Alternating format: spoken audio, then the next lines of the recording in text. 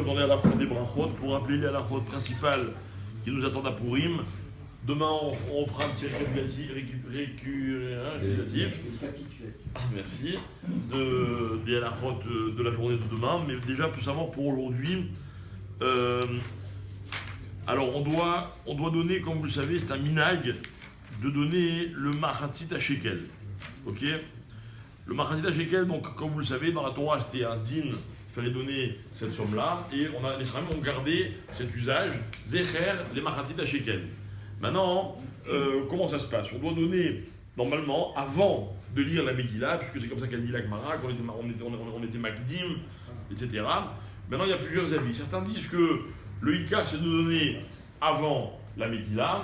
D'autres disent que c'est bien de donner avant même de faire Mincha, qui précède la Megillah, c'est-à-dire avant le Mincha de cet après-midi pour chez nous. Et d'autres disent que le mieux c'est de faire cet après-midi après Mincha et avant la Megillah. D'accord? En un mot, il y a tous les avis. Pour moi maintenant, si vous voulez, vous pouvez donner à Ikar de donner avant la Megillah. Mais quelqu'un qui n'aurait pas donné avant la Megillah, alors il donne après la Megillah. Et quelqu'un qui n'a pas donné du tout, il reste chayav tout le temps. D'accord? Alors c'est bien de le faire aussi en désespoir de cause pendant le mois de Hadar, mais même après le mois de Hadar, celui qui ne l'a pas fait et qui s'en rappelle, il doit le faire. Le montant exact, c'est majoration des 10%. Alors le montant exact, c'est 10 grammes d'or plus TVA. D'accord? Je sais qu'il y en a beaucoup qui n'ont pas l'habitude de payer la TVA. 10 grammes d'argent, pardon, plus la TVA. Ok? Alors bon, nous on a arrondi à 25 shekels, c'est à peu près la somme que selon le cours de l'or. Ok? Alors après, il y en a qui disent que c'est bien de donner une pièce d'un demi de la monnaie du pays dans lequel on est, donc un demi-euro, 50 centimes d'euros en France ou 50 agourotes en Israël. Ok? D'autres disent qu'il faut donner 3 pièces de 50, ce qui a marqué 3 fois dans la Torah. Mais qu'il sauf, après c'est des minagim, celui qui veut c'est bien. Celui qui a la chance d'avoir une pièce d'argent, ok, c'est bien hein, de donner avec une pièce d'argent. Surtout si vous donnez dans cette synagogue. Ensuite, pourquoi est-ce qu'on est tellement macpi de donner le plus tôt possible le machatzit shekel? Alors, le Shulchan Aruch, il ramène ce que la Gemara elle dit que quelqu'un qui fait un éder et qui ne paye pas son éder, Bechila, quelqu'un qui fait un éder, qui fait un vœu de faire un don, et il est me'acher, c'est-à-dire il tarde à payer son don, là-bas la Gemara elle dit Pinkaso niftachat, on ouvre son dossier. D'accord? Et le Shulchan Aruch il dit il y a plusieurs pirouchim. Il y en a certains veulent dire que ça veut dire que toutes les avérotes qu'il a fait, c'est-à-dire qu'en fait son carnet reste ouvert et du coup au lieu de noter que ses mitzvot, et ben on note aussi ses avérotes dans le carnet. Ok? Et d'autres disent que l'explication c'est on n'est plus macpide avec lui. Bon, enfin ça revient plus ou moins au même. Et toujours est-il que ça met la personne dans une situation de sakana, pour reprendre le terme des chachamim. Voilà, ça c'était juste en passant.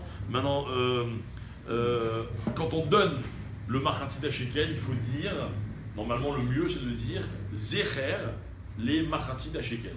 C'est quoi zecher? C'est que de nos jours, on ne peut plus accomplir la mitzvah de machatzit shekel où on donnait l'argent dans le Beth Amikdash ou dans le Mishkan. Donc aujourd'hui ce qu'on fait c'est en souvenir de machatzit shekel. Donc maintenant il faut faire attention. Soit on dit bien zecher les machatzit shekel, d'accord? Soit celui qui a dit machatzit shekel ou bien zé machatzit shekel, lui il s'est mis en galère. Donc il vaut mieux ne rien dire que de mal dire. Donc si vous êtes sûr de votre coup, on l'a marqué sur la feuille, zé machatzit shekel, vous le dites. Si vous avez un doute, il vaut mieux rien dire. Il faut le dire 2 fois pour si on donne 2 personnes. Ouais, on peut dire une fois en facteur commun. Oui, Ceux qui sont allés à l'école, facteur commun, je vais expliquer. Non, ça revient même, c'est de faire avec d'accompagner la lague d'une parole. Il vaut mieux donner le double que de dire 2 fois la phrase. Bien sûr, il faut donner pour les pauses. Ah oui, je rappelle qu'on doit donner pour chaque personne. Ça veut dire que si vous avez des enfants à charge, ok, il faut donner pour eux. D'accord? Et vous pouvez aussi donner même si vos enfants ils sont majeurs, quoi, même si ils sont bar mitzvah ou bat mitzvah. On donne pour soi-même, on donne pour toute sa famille. celui qui a la chance d'avoir une épouse, des enfants, etc. Ok, on dit même que quelqu'un dont la femme est une personne dont la femme est enceinte, elle doit donner aussi pour le bébé. Il y en a même qui disent que comme on ne sait pas si c'est un garçon ou une fille, il faut donner. Non, ça c'est pour la On ne sait pas si c'est des jumeaux ou 4.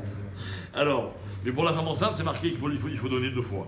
Alors, Et pour les pauvres hein, alors pour les pauvres, c'est une autre mitzvah de Machatzit de Matanot Laïjonim. Et là, on en reparlera aussi demain, parce que c'est bien de donner demain dans la journée, Bayom Velo Balayla. Ceux qui ont déjà donné, c'est pas grave, parce qu'ils nous ont fait un nous chaliyar de donner pour eux, et de nous bénédire, on distribuera demain, d'accord? Mais il faut savoir que c'est une mitzvah qui est très importante, peut-être une des plus importantes de Purim.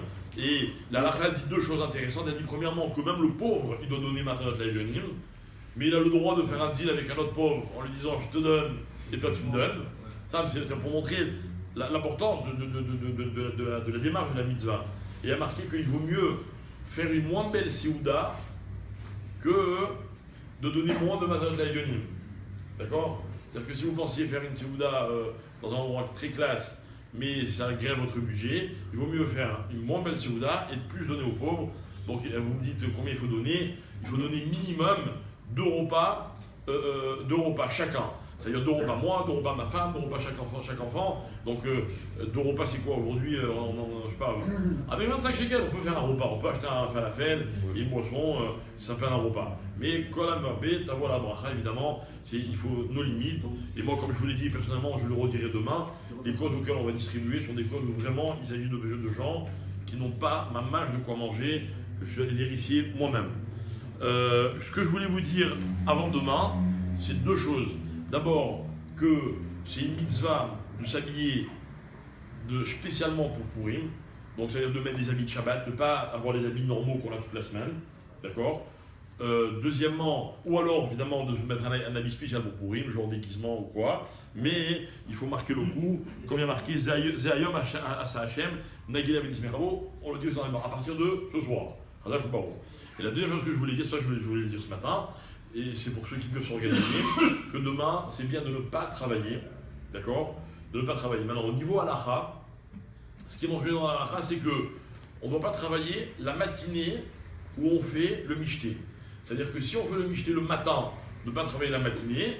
Si on fait le mishté l'après-midi, après Chatzot, alors ne pas travailler l'après-midi, au moins. Et dans tous les cas, ceux qui travaillent a marqué Enoro Isman Bracha, c'est un moment où il n'y a pas de bracha dans le travail. Et je connais peu de gens qui veulent aller travailler pour autre chose que pour la bracha. Franchement, sinon, c'est dommage de perdre son temps. Voilà, Mincha cet après-midi à 17h.